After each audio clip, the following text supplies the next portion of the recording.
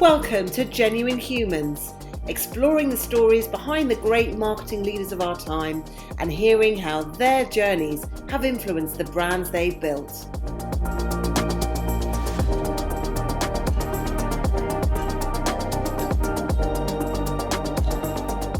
Brought to you by The Social Element, here are our hosts, Tamara Littleton, CEO and founder, and Wendy Christie, Chief People Officer. Welcome back to Genuine Humans, and I'm here, as always, with my fabulous co-host, Wendy. Wendy, how are you doing? Hi, Tamara. I'm good, thank you. Normally at this point, I'd be worrying that my dog was about to bark and apologising in case it interrupted us, but he's gone on holiday. Our lovely stepdaughter asked if she could have him for a few days, and we're like, please take him. Yeah. So yeah, good and relaxed. How are you? Yes, I'm fine. I'm still, I don't think I'm husky anymore, but I feel like I've had a cough for about a month and I'm getting very, very bored with it. But apparently it's still not COVID. So there is that. But I am joined, well, we are both joined today by the fabulous Elliot Moss, who is the partner and chief brand officer at Mishcon de Reya. Welcome, Elliot. Hello, the two of you. How are you both? Very, very good. Yeah, good. How are you? I'm very good. I'm good. It's good. It's good to see you. And yes, and lovely, and colourful cupboards and things over there with Wendy. And they can't see them. No, they can't, but we can imagine them. And look at the lovely windows behind tomorrow. That's all looking good. Hello. Thank you for having me on. I do appreciate it because I know that lots of people do podcasts and it is just audio only. I like the fact that we can see you, Elliot, because we can see, it stops me from over talking over guests as well, which can be a good thing. Oh, it's lovely to see you too. It's good. Yeah, you're right. And it's I think it's important. It's like doing an interview is as much about what someone looks like they're thinking as much as what they say they're thinking, right? Body language is important. Definitely. And there you are. I can tell what you're both thinking. Oh, God. That's ridiculous. I can't. It's okay. So, Elliot, I think I would like to start with a bit of a trip down memory lane of your career, if that's okay. Because obviously you are the chief brand officer at Mishcon de Reya, very brilliant law firm. Up until now, we've actually sort of mainly been interviewing people who are working agencies or sort of brand side. This is the first time we've met someone who's actually doing all the marketing for a law firm. But I also happen to know that you've got quite an interesting sort of path through your career. Would you mind just sort of sharing your story of kind of how you got to where you are now? Sure. So in the next 4 hours, you'll hear me talking all about me. No, so I'll do a quick one. It starts with a work ethic. Actually, thinking about it, and I was sent out to work by my evil parents in 1982, and I ended up caddying on a golf course. And the reason I did that is because they said you can't have more pocket money than we're giving you, and you want to buy those LS headband and sweatband things, which were very cool in the 80s. And that's how it started, my kind of understanding of the correlation between hard work and money. Mm-hmm. Not that I'm a materialistic person at all anymore, not that I was then particularly, but I realized it wasn't just going to come. So I started working at the age of 12, 13, doing golf rounds. I ended up running a mobile disco, which sounds ridiculous now because they don't quite exist in the same way. But I was an assistant DJ and then ended up running nightclubs and doing lots of parties through my teens, and that was my first business, my first sort of entrepreneurial thing with my very, very close friend who sold the business to me. Did it have a name? Of course it did, and it didn't just have a name tomorrow, it had a strap line because I started young. And the name of the business was, and if you were around Northwest London in the 80s, you will know that Elliot Moss and Daryl Franklin were the Music Factory, and we played the music just for you. Yes, I know. It's still as good now as it was then. So yeah, we did a disco, went to university, was running a nightclub there, ended up getting involved in politics, was interested in journalism and all sorts, ended up writing for the Leeds Student, which is where Kamal Ahmed and Damien Whitworth, are the famous journalists, were writing.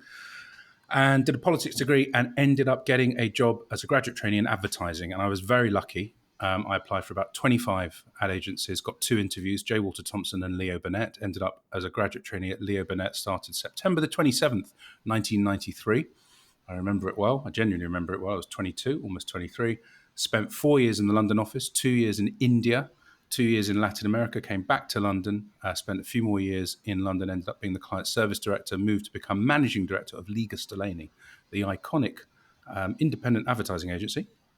Helped build the business there from 4 million to 7 million. I'm going fast here. Mishcon de Reya became my client, and I then became what was then director of business development. But it was really Kevin Gold said, "Come and help me in this business, please. And I don't really care what you're called. You do stuff. I want to create a famous brand. I have a famous name." Mishcon de Reya, for those who don't know, represented Princess Diana, which is what people do seem to know in her divorce, but actually is now 1,000 people business across 4 or 5 continents, and we have all sorts of non-legal businesses as well, brand management, cybersecurity, all sorts of clever things like that. And here I am 12 years later as a partner in the business, which is unusual. Not many law firms have partners who are not lawyers. Mishcon's a pretty progressive place. We've got about 8 or 9 non-lawyer partners now across strategy, people, chief operating officer, finance officer, chief CFO, and all that, and then me.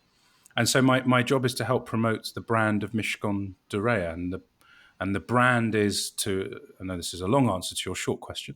The brand to me is about all the things you see, the awareness piece, which most marketers would be very familiar with. So what, you read about Mishcon in the news, you see adverts from Mishcon de Reya, everything that is driving awareness is facet 1 of brand. Facet 2, though, because we're a service business with 600 lawyers, is all around the connections. How do I encourage my lawyers to reach out into the world? And there are mini worlds, and there are many mini worlds of Mishcon de Reya lawyers, because with 600 people in 40 different businesses, you might touch the media world, you might touch the finance world, you might touch the banking, the oil and gas world. It can be all sorts. So connections is part 2. How do we reach out? And the third part is actually how we deliver our service. So what's the brand promise in terms of actual service delivery? How do we present at our best every time? How do we ensure that we're curious, that we follow up, that we understand the importance of money, that we recognize the moments that matter, that we care for our clients in a fundamental way, that we deliver on all the things that we say we're going to do, that we win more than we lose for our clients, and so on. So the triumvirate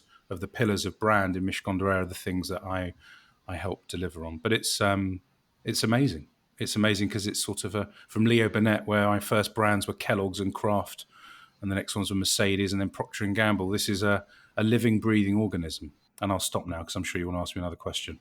There's several. So I'm going to start with just focusing on when you joined Mishcon. Obviously, you were given carte blanche to create the brand, but how easy was it to sort of push on that door and get all of the sort of the partners and the lawyers to really buy into the concept of being a brand? So the journey began 2 years before, because Mishcon de Reya became my client. So essentially, I was commissioned to help them understand what their brand was, what the positioning was, what it stood for in the market, how it was differentiated. So the sell, when you're selling an idea, and tomorrow you do that for a living, when you're selling ideas and plans and thoughts, you have to create trust, and you have to create credibility, and you have to get people to believe that you understand their problem and that you care about it. And then as long as you're logical and you advocate really well, you can pretty much sell anything to anybody as long as they believe that you're doing it in their best interest. And that journey for me began 2 years before I started with Mishcon de Reya, because I was asked to do a presentation about brand at their partners conference. At that point, there were 40 or 50 partners. There are now 180 or something.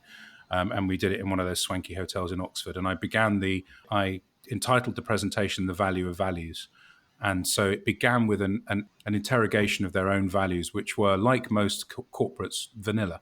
And by the way, they still are vanilla unless you're inside it and you've, as I may have said to people before, you drunk the Kool-Aid, and I've drunk so much I'm bubbling over with it. So that the values mean something to me. When I do all the inductions for new people, I say one thing you'll remember, it's our values, and they're not just wallpaper. But it started there with me explaining to them why their values weren't enough, but they were decent, but you had to actually bring your brand to life. They had an end line then.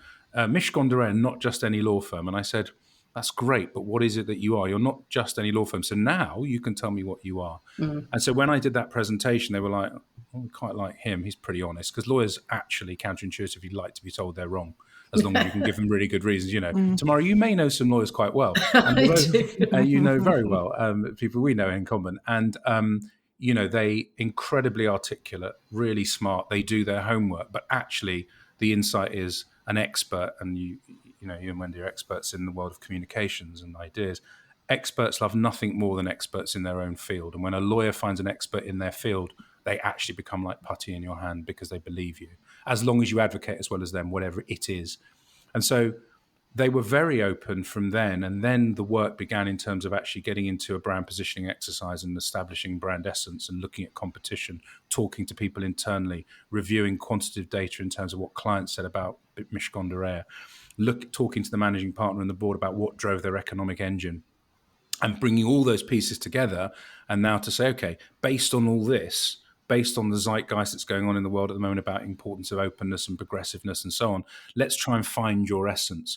And so doing all that homework, the working in the margins, which you always tell your kids to do in maths exams, because that's actually, you can get marks if you can get it wrong.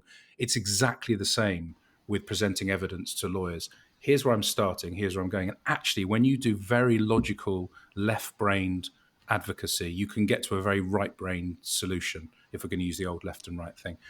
And so the answer was pretty creative. £50 million business then. You say people think you're a private client law firm, but actually 95% of what you do is business. I know what, let's make you the law firm for the world of business, because actually that's really compelling. And then we can bring in the fame that you have from your private world and what's important when you're a client of a law firm, that the lawyer cares and that they deliver a fabulous answer, that they're creative, that they, in our case, are very, we have values which say we're enlightened, that we are open and progressive, but actually we're also very intelligent. So intelligence plus tenacity, enlightened tenacity as we called it, you're knocking on an open door. If you tell lawyers that that's what they deliver at their best, then you find a market articulation for that, which is rooted in, we treat humans really well, talking about genuine humans. Individuals is what makes up companies. So the biggest companies in the world, we work for Microsoft and Hewlett-Packard and all these enormous companies, it's just a person. Mm-hmm. And that human, that person says, treat me like a human, be invested in me, and I will believe that what you will deliver is great business advice. So our line is, it's business, but it's personal. You will never get a faceless corporate thing giving you advice. You'll get a human being who's got skin in the game, who's going to bleed when you bleed, who's going to be really on your side, and will always be standing up and going, no, that's not right. This is what you should do. And so actually it wasn't about they didn't have a brand. They did. I just gave a voice to it. It was like the things were there. Like any good, hopefully, brand strategist or creative person will go, I go into the kitchen of a business, which I'm sure you love as well, and I fiddle around, I open all the drawers, the red ones and the blue ones, Wendy, and the green ones too. I open them all up and I go, what's in there? What's in there? Right, now I'm going to make you something cool. But it's you, it's your best version. Mm. It's your best version in words and in pictures and in thought. And that's kind of what we did. So it was incredibly open, but I worked for 2 years to make it open, if that makes sense. Every conversation matters to me and always has done when I manage clients. And any person, it really matters. If you're right there in it and you care about that conversation, you're going to have a good conversation. And I think when it's a people business, I mean, the brand is critical, and being able to, really buy into the brand. But you mentioned the values, and I think that's where a people business, it's so important those values are right. But you can see it when it goes wrong for big companies as well. And I've been in, I won't sort of name names, but I've been in a foyer of like a very large company where they have the values sort of on the wall. But then you hear people, the actual staff there, talking about how it doesn't really resonate. It's a bit meaningless. And it's like, that's what they say that we are, but we're not. And I think part of that whole branding, I suppose, is really getting everyone behind those values and the people. You're in a service business, you are nothing without the service of, the delivery of the service by those human beings. It's not like, even Starbucks, which is a sort of conflation of product and service, is not the same as, I used to sell washing powder. Daz washing powder was one of my first Procter & Gamble brands. You're selling a product. You're conferring ideas on the product, but it's a product. A lawyer is selling a human service, and therefore they have to believe that what they're doing has purpose. They have to believe they understand why they're doing it, and they have to believe that the people with them believe in the same thing. And so, yes, you're absolutely right. The values are meaningless. And unfortunately, when things get big, it's really hard without really brilliantly strong culture, which overlays values, which bring values to life, which gives it authenticity, but also gives it legitimacy. That's the word I was looking for, legitimacy. Because actually you go, is it all right to behave like this? Well, yes, it is, because Tamara and Wendy are the embodiment of our business. So therefore, that's what they say. And actually, when they make decisions in the boardroom about people, they refer to their values, as does Mishcon de Reya. When they make decisions about agile working, they refer to their values. When they make decisions about how they pay people, when they make decisions about going public or not, it's actually based on what is right for our people. How's that going to make them feel? How can we create this incredibly cool vibe, which is real, where you then attract really bright, sparky humans, really bright, sparky individuals, and they come together. And I always say this in our inductions at Mishcon, you are now additive to our culture. You are now going to interpret these values in your own way. And that's really important. That's why you're here. So you've made it through, but this is now the beginning of bringing these things to life. Yeah. And I think that's the hardest thing about getting bigger. But the only way you do it is by really hiring brilliant people who can then keep, a bit like culture is literally a petri dish full of stuff, right? That's what culture is. Culture is yogurt. It expands. You need culture to self-replicate. Yeah. Unfortunately, it's a virus, to use, unfortunately, in this moment, not positive analogy or metaphor. But actually, that's what it is. And if it spreads really positively, it's incredible. I can't control conversations on Teams that are happening between person 999 and 1,000. What I can do is create a culture where they're going to have a really good conversation about whatever it is. Yeah. And then you do good things. We have an equity and diversity and inclusion strategy because lawyers care about these stuff. We have a really strong access to law strategy. We have a really brilliant training. We have 1,500 courses that we run every year. We get in brilliant speakers. We do crazy things like radio programs. We invest with the Financial Times. When you're in that company, you go, this is pretty good. Wonder what I could do. And then you encourage people to go, hold on a minute, I've got an idea for a business. I want to grow this one. I want to lead that one. And that's culture. Yeah. And that's special because then really clever people, much cleverer than you, come. And I know everyone always says, oh, they're much cleverer than me, but they really are. They're really super bright and you just got to give them the space. Yes, they were open and things evolve as you go and then it gets more and more exciting. As long as you're clear, as Alistair Campbell used to say, that there's a strategic framework of what your brand is about, you kind of know, then everything else follows. And of course that adjusts, but frankly, that's what keeps you going in the right direction. And then you can judge whether it's contrary to values, contrary to culture. Should we open in X? Well, that's a challenge. Can we get around that? Can we, we just opened in Hong Kong. Hong Kong's a really important part of the world. It's great, but of course there's issues in terms of the way people feel around China's role within Hong Kong. We had to, as a law firm, discuss that in detail, work out what that meant for us as a business, and we've gone ahead. So there are decisions that you make all the time about different things, but as long as you're clear why you're doing it, I think you can pretty much do anything you want to do as a business. Yeah. And digging into a little bit more, because I said I had several questions. There was something that you just casually threw away earlier in your career that you went to Mumbai to set up the team there, or you were running a massive team? I went, yeah. So I always love the intersection of different cultures. So my background is I'm Northwest London Jewish guy, right? So definitely, according to official people, privileged on some level. But then I go, yes, but I'm quite dark. So if you can see me, I'm like, but maybe I'm not white. But you go, don't be ridiculous. But the reason I mention all this is because as a Jewish person in this country, despite all the brilliant theories that abound on the internet, there are only 200,000 Jewish people in the country. There's about 70 million people. And so for me, you're always in the minority, even in a place where the school is like in a demographic where you're going to have more Jewish people. You're in a minority. I am constantly interested in different cultures. My ex-wife now, but very dear friend, is half Indian. Mm-hmm. Her father was born in Burma, but South Indian Christian, which is unusual in 20 million Christians in India. Her mother was white. It's not by accident that I gravitated towards different culture. And right the way through my life, I've always, I did Spanish and politics at university. I love languages. There's something about politics, which is about inclusion and about exclusion and about ideas. All the things that I've been interested in, I've been lucky enough to kind of embrace. And going to Mumbai was amazing. And in fact, I was meant to see my old boss, and one of my best bosses in my career, who was the CEO of Leo Burnett. I couldn't see him last week because of illness, because of COVID, post-COVID rubbish.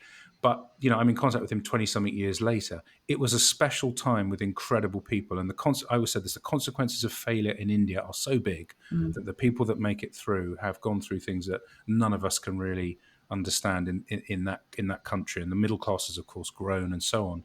But the consequences of failure in this country are very different. We're much smaller. It's a much more developed country. If you fall through the net in India, you really fall through the net.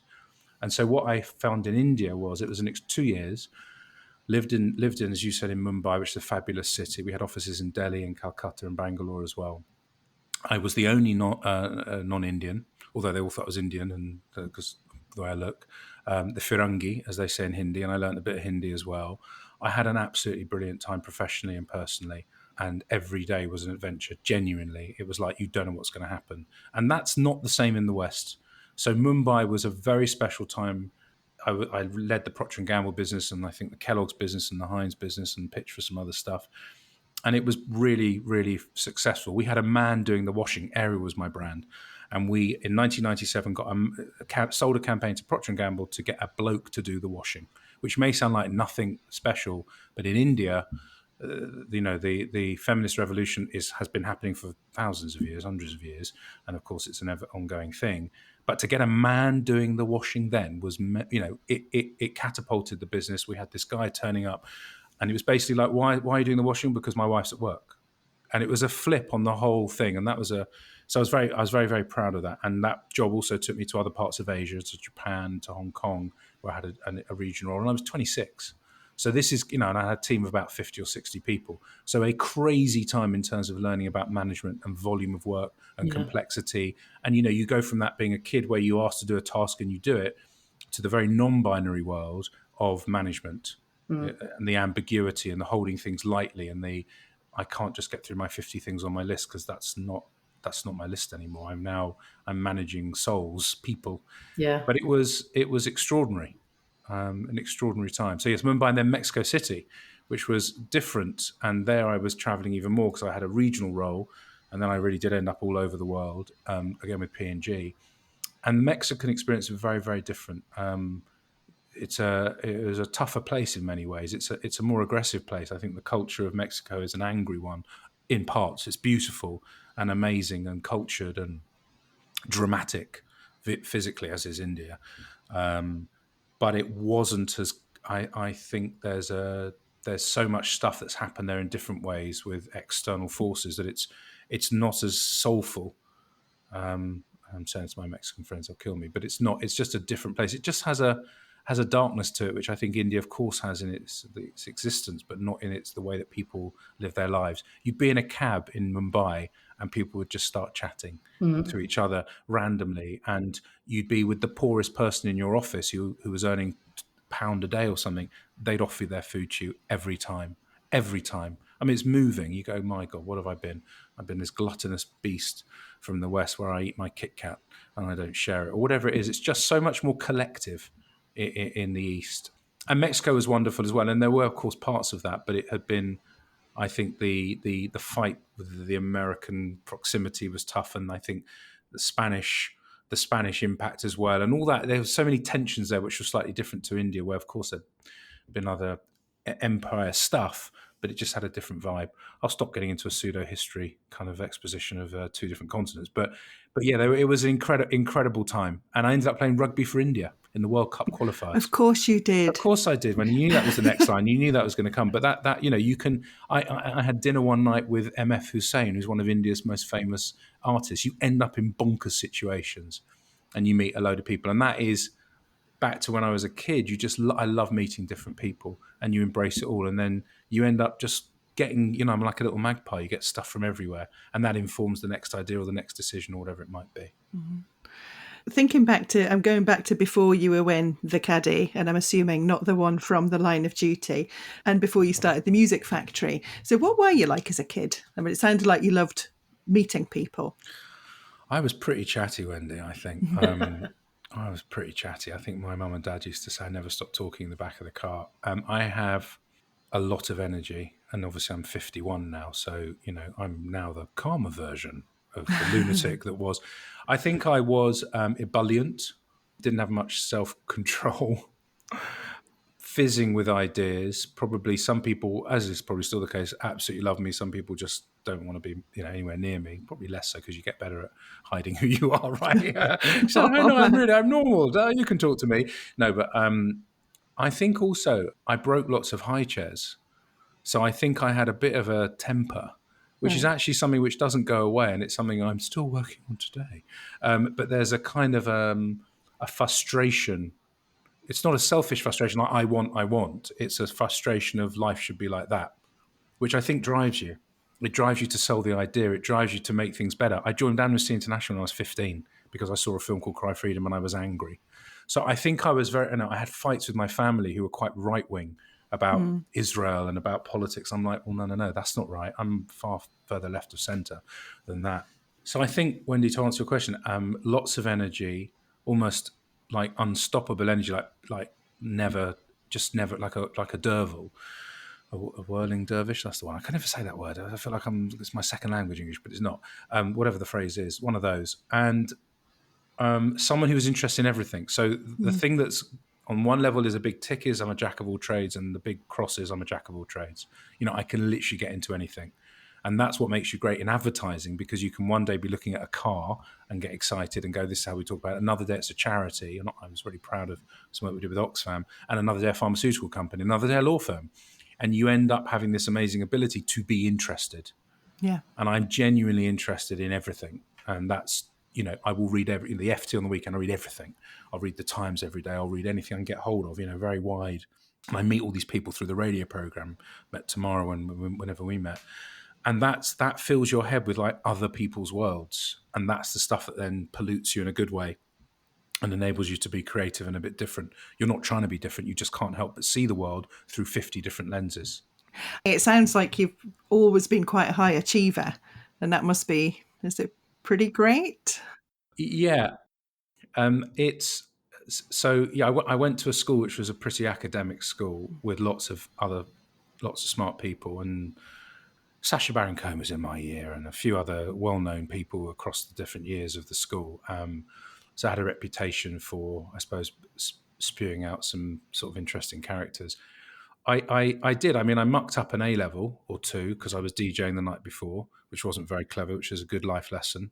I knew that at that point I wasn't an A student unless I worked really hard, Right. which is a really good thing to learn. Arguably, it would have been good to have realised that at the beginning of my A-levels, but there you go. Yes. But yes, so yeah, the high achieving thing, sure, because I have been, if you looked at it on one level, on a paper level, but it's not always great, no, because then every day's a new day. And the insecurity you hear in extremis from sport, elite sports people or elite whoever it might be, is it's exhausting because you're living it every day.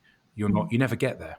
Because I wake up every day going, well, I better be good today because the last 51 years are irrelevant, which is sort of good in a Eckhart Tolle, live in the present way. And it's exhausting because then you're delegitimizing any good thing you've done, but also you remember all the bad stuff because obviously you would, because that's the kind of brain you have. Because if I do all those bad things again, like I lose my temper or I don't work hard enough, then I won't succeed. So there is an internal battle, and to get to the calmness takes a lot, which is why I do lots of sport. Probably should do more meditation or the mindfulness stuff, but it's really hard. But I do the sport so I can be a bit calmer, so that people listening going, God, it's exhausting to listen to. But it's sort of, I can find the space, like we all can, right? Like, I'm looking at you two and you're running an incredibly successful award-winning business. So, talking to high achievers here, you've got to find the space but you can do it. The weird thing is you can change your life in an hour if you want to. You can fix a business's problem in an hour if you want to, but it's just locking everything else out. And that's when being a high achiever is okay, because you can make remarkable strides very quickly with a couple of clever people in a room, as long as you're clear on what the problem is. And actually, that's where the brain power goes, funnily enough. And I've jumped away from answering is being a high achiever a good thing or not? It's a bit of both. But actually, the upside is, you're slightly mental. And you can slightly read things I can read stuff really quickly and go, there are 3 things that we need to look at. And that's a skill. And that's definitely a useful skill. Absolutely. It's unuseful when you're very angry and when you're very hard on yourself, which I am. That's when it's not so hot. And the locked in a room thing, to figure something out with a couple of people, it just feels like such a luxury nowadays. It feels like there's so many, on our screens, there's 6 different conversations going on at once. And no, you've got to stop. You've got to slow it down. And if however many of you run the business, that if you actually said there are 3 things we need to fix, and we are going to turn the phones off, and we're all going to be in a room, you'll probably fix them. You'll have a pretty good idea on how to. And that's the joy of finding like-minded people and running a business that's your own, where you can go, well, that's what we're going to do because I believe in that. And I've read lots about your business in terms of how you treat people and what you want. That's the way to live. You're just living your life, but it happens to be called a business. Well, that's pretty cool. And I feel the same way, by the way, which is why I'm saying it, because I don't have any distinction between work and not work. Right. Because I'm a workaholic. No, but apart from that, but because I want to bring my full self. I want everyone in my team, everyone in this business to just be themselves. Yeah. And if we want to create a place which treats people nicely, which embraces diversity, regardless of color, regardless of sexuality, regardless of age, I'm up for that, right? I mean, that sounds a pretty good place to go. That you like good ideas, yeah. That will back you if we think you've got a good idea, yeah. Put some money on the table. But if that's the kind of place you want to work, then go work in that place. And if you're not in a place like that, don't work it. And you want to leave. Sounds fairly straightforward when you put it that way, Elliot. You've obviously met some amazing people in all the different places you've been, the companies you work, the countries you've lived in. Are there any that you can single out who've been particularly helpful or influential? Which genuine humans have really influenced you over the years? I've had a few brilliant bosses for different reasons. There was early in my career, and in fact, both American and both women, coincidentally, on this one. My first not proper boss, but my first kind of influential boss was a super smart American from Wyoming, wherever she was from, with a master's and like one of the cleverest people I'd met. And she also then went into politics later and set up a school. She was one of those, like a real activist. And her name was Devon. And the reason she was good was because she was tough on me. And she asked me to do some price elasticity analysis when I was 25 and didn't even know what price elasticity analysis was, didn't know where to start, and completely flummoxed me. And years later, when I came back from Mexico to be head of account management at Leo Burnett London, I was 30. She took me for lunch at the Ivy. I still remember this. And I said to her, when you said that, you got me to do that thing and I couldn't do it. I said, you almost had me in tears. I just didn't know what to do. She burst into tears. This was like years later. She said, I had to, Elliot. You didn't know what you didn't know. And you were so talented but you weren't as talented as you thought you were. And I just wanted to show you there was a whole world of stuff, because she'd done them and masters or something. And it was brilliant. So she was influential, because I still remember that. The next one at the time was someone called Catherine Guthrie, who ran the Procter & Gamble business and most of Leo Burnett in America, internationally. Amazing woman, and not for that reason, but because she was just so unbelievably down to earth and got it right. When we had a child, our first child, my eldest is now 17, she came round to the house with a present, spent the afternoon with us. She was busy on a business trip, but that was the kind of human she was. We went to Brazil once. We were doing some home visits, and I got food poisoning, and I was puking my guts out in this place, in this small house. It wasn't really a house, like a house with no walls, little thin walls. And she was just adorable. She goes, "Are you okay in there? Hey, what's going on, Elliot?" I'm like, "Yeah, I'm all right, Catherine. I'm just dying." But we traveled a lot together, and she's retired now. And on my 50th, sent a message. But there was something really unaffected by her. So there was no ego, I guess, and she was important. Arvind, I mentioned, my CEO in India, sort of was one of those guys who had a mouse on his head. He'd used to flick around and he'd move to a different part, brain the size of a planet. And he'd gone to what was called the Indian Institute of Management, of which there are a few, the IIMs. There's one in Ahmedabad, which is in North India, I think. I forget where it is, actually. And a few others. The creme de la creme. It's like going to Yale. And this guy taught me how to manage volume. He said, you're not going to be able to do it the way you've done it. I mentioned when you come into that space and you suddenly got 50 people underneath you and you're a kid. He taught me that, and he still surprises me. So that was a boss there. And then my current boss, who's the chairman, Kevin Gold, very similar to Arvind, South African guy, anti-apartheid guy, was one of Nelson Mandela's team of lawyers back in the day. Incredibly, you'd ask him about the Ottoman Empire, he'd know. But he doesn't. I don't mean in a sort of cerebral. It is cerebral, but it's sort of he's worldly. He knows about politics. He knows about classical music. He'll tell you about what the real thing around COVID is. His wife's a radiologist. He's interested in everything in the world and just seems to have read. He's just like a better version. Always, everything. He's just better, and he's funny, and he never stops. We sit 2 feet from each other here at Mishcon. I mean, and there are others as well, but those are the ones that, from a boss point of view, immediately spring to mind. His openness and his. When you know someone so well, you know how they're reacting to the idea. So I know sometimes when his eyes go a bit gentler, that he's like going, that's quite a good idea. He doesn't say it. He gives me 2 compliments a year if I'm lucky. But that's all right, though. I know, you know what I mean? I don't want it. I'd be like I'd be a bit unnerved if he said you're great or something more than twice a year, or if twice a year. And then from a guest point of view, apart from tomorrow, obviously, a guest point of view, there's a couple that stand out. One is Jimmy Mulville.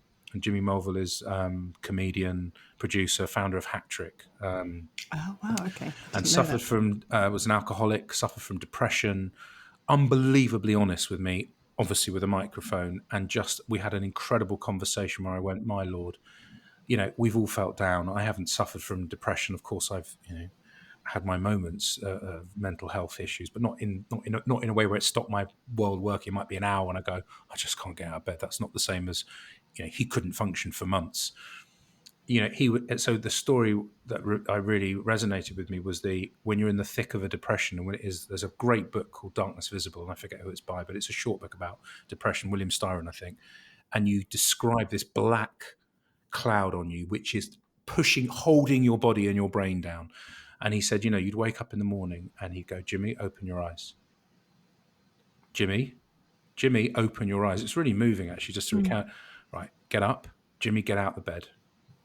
Good, you're out of the bed. Go to the bathroom, Jimmy.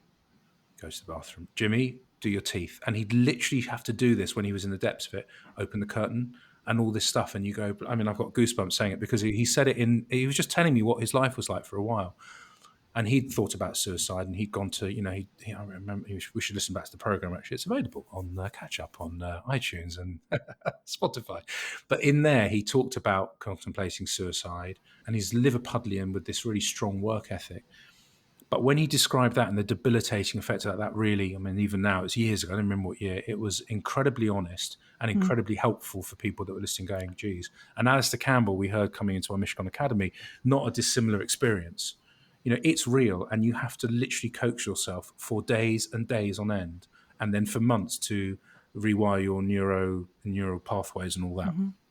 So he was really influential in terms of a guest I met, Sir John Timpson, one of the family of Timpsons, fostered 36 children or something, or 39, I forget. I mean, incredible. Wow. We talked about that, and his wife, who passed away relatively recently when I met her. His sense of kindness, and that business employs convicts. They do some amazing things. So he was pretty extraordinary. Nicole Fahy, who was actually not the founder of French Connection. I'm not a businesswoman, Elliot. Do not forget this. She was hysterical. Just such a fiery person. We've actually become friends since I interviewed her because she's just awesome. She's now, she's a sculptress now, not a fashionista. Ali Parsa, who founded Babylon Health, who recently went public. He was, I think, an Iraqi refugee, or an Iranian, one of the two. Fled, was in the back of vans and stuff. Left, was from a middle class family, but ended up got a postgraduate, whatever, at the London universities. Unbelievably humble, and so there's things that stick with you. And then I think Edwina Dunn, who's set up the female lead, unbelievably talented without ever saying I'm talented. She laughed when in these big boardroom meetings with her husband, they set up Dunnhumby, behind the Tesco Club card and all that. And all the men would look at her husband as if he was the guy, and he'd look at them and go, no, my wife's answering this question. Yeah, right, look over here. Hello, I'm over here, I'm a woman. But she says it wasn't an angry thing, it was just like, Elliot, it was just the way it was. Mm. And it's like, it was ridiculous. And they listened to me and they kind of didn't know who I was. And I didn't care. They were such prats. So, and my mum floated her business. My dad worked for my mum, actually in their life. So she was the breadwinner for the last 20 years of my life, and so it's an incredibly important role model to me, massive. And my dad did too, in a different way, but my dad worked for my mum. But that sense of being a woman in a man's world, and just saying it never got in the way because I didn't let it get in the way, not because it wasn't getting in the way, but because they were just so forceful, not in an alpha way. Just, I'm on a mission. We're doing our thing over here. So yeah, Sir Lloyd Dorfman was another one. Part of the National Theatre has been named after him. Partly because he's incredibly successful, and he's very, if I was with him now, I'm like, Lloyd, you're really scripted, but there's a humour behind I'm a 6'5" guy, I'm worth $1 billion, and I'm saying it because it's not it's not because he was this generous Sir John Timpson, not this vulnerable Jimmy Mulville or this humble Edwina Dunn. He was something else, but you've got to respect that kind of person. He knows how to play the game. And I do respect them. And he was, he had a glint in his eye. And after the recording, we exchanged a few words because I knew when I'd asked him a question, he kind of fudged the answer. Then he said, when you asked me that question, I was like, I knew what was coming. But we had a very honest conversation. So behind listen, I've got my game face on, there's a human. There's a genuine human there who gets the game he's playing. And often, actually, being a kid about things, the fun that we have, if we remember it, is just a game. And you realize it's all just made up in your own head. Your business, my business, it's all just a construct. And of course, it's a bit more than that because there's food on the table. But if you just keep that perspective, you'll never get too mucked up about it. You'll never get too stressed. I say this as someone who gets stressed, but the minute you remember it is just a game, and I don't mean that in a bad. I don't mean that in a. It's not flippant. No. It's just like, just remember, it's just adults trying to make sense of stuff and put food on the table and go out with their friends and do nice things and give a tenner to charity. I mean, it's. Just thinking about this, we mustn't get stressed. And some days when you're just not, isn't that wonderful? When you're just not feeling it, you go, why am I okay today? And I wish I knew the answer to that. What has really struck me during this conversation, but also over the years that I've known you, Elliot, that it always sort of occurred to me that how did you manage to do both things? If you're at Mishcon, but you're also, the host of Jazz Shapers, and it's not that you just did Jazz Shapers, you were doing sort of DJing before. Part of me was going to ask you sort of, how do you manage to do both, and is that sustainable? But I think during this conversation, I've realized that I don't think it would be possible for you not to do it because it's so ingrained in your personality. It's become your status. It's you. What is that driver of why? Why do you want? You're absolutely right. It isn't like doing two things. And actually, there's a couple of other things I do, which is I'm involved in a startup and I'm involved in a charity. I mean, many people involved in a charity. I think it's almost like there's compartments in my brain that all need to be activated, and that actually when all of them are activated and I'm in one area, the impact on that area is better for it. So when I'm at Mishcon doing the day job, and it is the day job with 95% of what I'm thinking about all the time, probably 110%. The day job is we're doing a presentation to people, and it has to be right. People will come and say, does that sound right? Well, I can tap into the way I think a program should be created because I know how to do that. When I'm in a program and I'm having a conversation with someone in the world of business, which obviously I do a lot, my business understanding enables me to unearth the truth about the human and the business because I have an understanding of a balance sheet. I have an understanding of running a business, of setting up a business, of having HR issues, of having finance issues, all the stuff that we all go through, right? So I think the appreciation I have of being in all those different places is really important to me to be able to do the thing I do. And there is no distinction. It all sort of melts into one. And that's what I meant about the strength and the weakness of being a jack of all trades. I've always been the person that can be like, Elliot, in 5 minutes, I want you to stand up in front of 1,000 people and can you introduce all of us? I'm like, yeah, sure. I can do that. And I don't know why, but I can do it. And there are many things I cannot do. Price elasticity, still weak, but I can get other people to do that now, so that's absolutely fine. I've got loads of data scientists here, tons of them. Data science is brilliant. But I think, yeah, you're right. It just makes, look, life's really short, right? And it just makes it all like, I want to be alive. I want every sinew of me to be engaged, and it's brilliant. And that's the buzz. It's a buzz. So why it's a buzz? I think I'm addicted to the feeling of it feeling good. But I've learnt over the years that it's not about the super high good. It's about the little. Well, that was nice. Agreeing which films we're going to show in a presentation. Actually, that made me feel good. That was a nice thing. Creating the film, writing the script, agreeing the media plan. There's a deal to be done everywhere, if that makes sense. So. I don't know. I think the why is that I keep being fascinated by the people I meet and the possibilities. And I'm still, angry is the wrong word. I'm still frustrated by the inadequacies of where we're at and nervous now. I was talking about this with a friend yesterday that my children, our teenage children are growing up in a world where there's an existential crisis called climate change. Well, our existential crisis was AIDS, and our existential crisis was What was it, actually? It was probably nuclear war. I was going to say nuclear war. Yeah, it was actually. nuclear Yeah. war, right? Mutually assured destruction. That's what it was. Like, my God, it's all going to happen.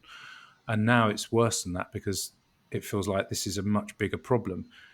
But those are things that you need, you need to unlock people's energy. You need to unlock the problems. But I also have massive sympathy and empathy for countries saying, excuse me, well, you've gone and destroyed the planet for 100 years getting ahead, and now you're telling me I can't. I mean, I get why I can't, but you're telling me I can't. No, you need to give. There needs to be a quid pro quo over here.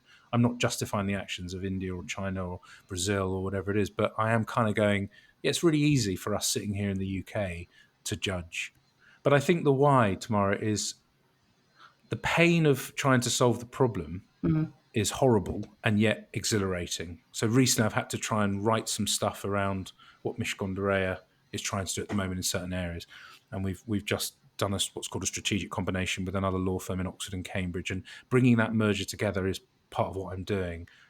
And they're great people, but it's still hard because we're now trying to bring two families together that don't know each other, that kind of like each other, because they've had a few dinners together and a lot of conversations, but now they've got to go, we're going to do some business together, right?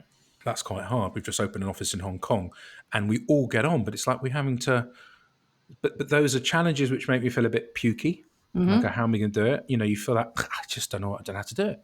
And then you panic, then you go and sit with some people, then you go and write something, then you go and talk to them, and then you go through it. That whole process is just never ending. The dice are always rolling, I suppose. And on one level, if you're not up for it, back to your point about the high achiever, you really just want to get off the merry-go-round. But on another day when you're feeling up for it, everything is just, that's possible. That's all right. Well, let's take a bit of the pressure off you and just move into our quick fire round then. So this is a time when it's a little bit more personal. Wendy, you can kick off. Sure thing. We've got some really cheesy quickfire personal questions to ask you if you don't mind. So I would love to know, what's your idea of the perfect weekend? And do you have any guilty pleasures that we ought to know about? The perfect weekend is probably going to be somewhere in Europe. Let's say it's either going to be Paris. I was meant to be going to Lisbon in a couple of weeks. I'm not, but it could be Lisbon. It could be, and frankly, anywhere, any city in Europe where you get on a plane, a couple of hours later, you're in a completely different place. You're with your other half that you love, whoever that is, and you get the time on your own just to be together and do nothing much in particular. Is have a wake up when you bloody want. Then I'll say that you wake up when you want and you read the papers and you have a lazy lunch and you go for a walk and you mooch into a gallery and you might take in something in the evening and you might go to bed early. I mean, nothing, just company and streets you don't know and people that smile. Cheesy as hell, but it's true. That's my idea of a lovely weekend. Plus a long run, if I'm allowed. There we go. Yeah, but I can do without the long run. The long run's another thing. And then what was your other one? Guilty pleasure. Yeah. I don't find any of my pleasures guilty. Yeah, I'm just like, I have loads of pleasures. Now, what's a guilty pleasure? Cinnamon bun. Oh, nice. I like cinnamon buns. And in fact, Iris, who's my youngest, I've got 4 kids, and Iris is 8. And on Sunday that's just gone, we went to get some presents for various people in the extended family, just the 2 of us, various little crystals and things. I mean, literally like, the worry dolls and all these little things. We were just getting special things. And then I took her to Gale's for lunch, and we ended up sharing a cinnamon bun. And it was after the lunch, of course, not before we had the savoury stuff, obviously. And we had a brilliant time. So yeah, cinnamon bun. Perfect. I think Tamara's got a question about one of my not guilty pleasures. Well, yes, karaoke. Are you a solo karaoke singer? Are you a group singer? Or are you a avoider altogether? I am a bit of an avoider, actually, if I'm honest with you. Although I think I've got an okay voice because I've got a musical family and I love music. But generally, the weird thing is when you present for a job and you're there in front of people and you're interviewing someone and you're not the center of attention, which may sound a bit weird. When I'm not doing it as a thing, I actually get quite shy. And so I'd rather watch. So even when like the parents at one of the schools do the karaoke, I'm like, they're going, come on, you've got loads of them. I'm like, nah, I'm an avoider. I like watching. I get nervous. Sounds mental. But No? Yeah. Audience is very necessary. Yeah, I don't want that. Last one is there something that you've always dreamed of doing that you haven't done yet? I kind of quite don't know how you'd have the time, but I want to know your answer. Yeah, there is. I want to do two things at least that I haven't done. One involves going to New Zealand and just hanging out for 6 months and walking around and getting to know the place. I've always had a connection since I read The Bone People by Kerry Holm, which was a very good book when I was about 15. It felt quite a soulful place. And my nickname in rugby was Frano, because I looked like a rugby player called Frano Botica. I wish I played like him.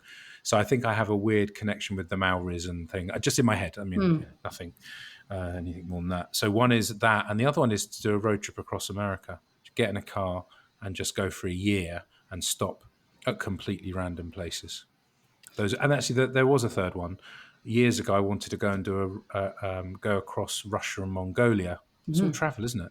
Go across Russia and Mongolia, finding different sorts of music and recording it and making a program about it. In fact, when I was going to become a BBC, I was interviewing to become a BBC World Service producer while I was looking at advertising. And I think I did a program about the rise of fascism in the youth in Spain, one idea.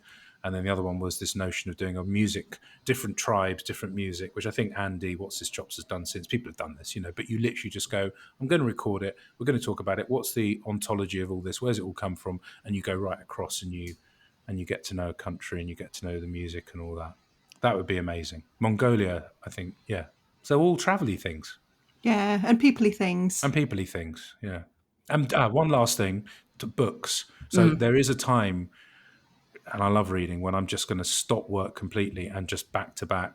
Like I've got 25 books I want to read, 10 are next to bed. I read through whatever, a couple of one on the weekend. I just want to have the space to actually do that a lot more because there's just so many incredible books. Now I'm being so cheesy. I'm answering your questions in a cheesy way. Sorry. I love it. It's been such a pleasure to interview you and to also be on the other side, because you did interview me all those years ago, which I loved the interview that I had with you, the Jazz Shapers, because you were great. And if you listen back, you probably said a hell of a lot, which I hope was good for people to hear, because sometimes what I find is people don't get the chance to say, this is what it's all about. And I hope you did, about you as a person as much as your own business. Definitely. I think it was just the fact that you kind of made me feel, I can't speak about your other guests, but you made me feel incredibly comfortable, and just, it went off in different directions. And that's the wonderful thing. And I think Wendy and I are trying to learn as we go through this process, but it's been such a joy to interview you. I'm going to give you the last words, though, to wrap up. If there's anything that we didn't ask you, or just any final thoughts, over to you, Elliot. Now, I'm going to have to do like your outro, so we'll do this properly. You've been listening to Wendy and Tamara. They've been interviewing Elliot Moss here on this very special edition of Genuine Humans. We hope you had a good time.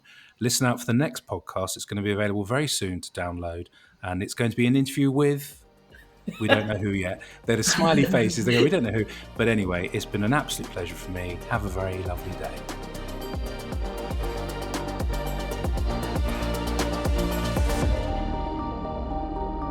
You've been listening to Genuine Humans, brought to you by The Social Element.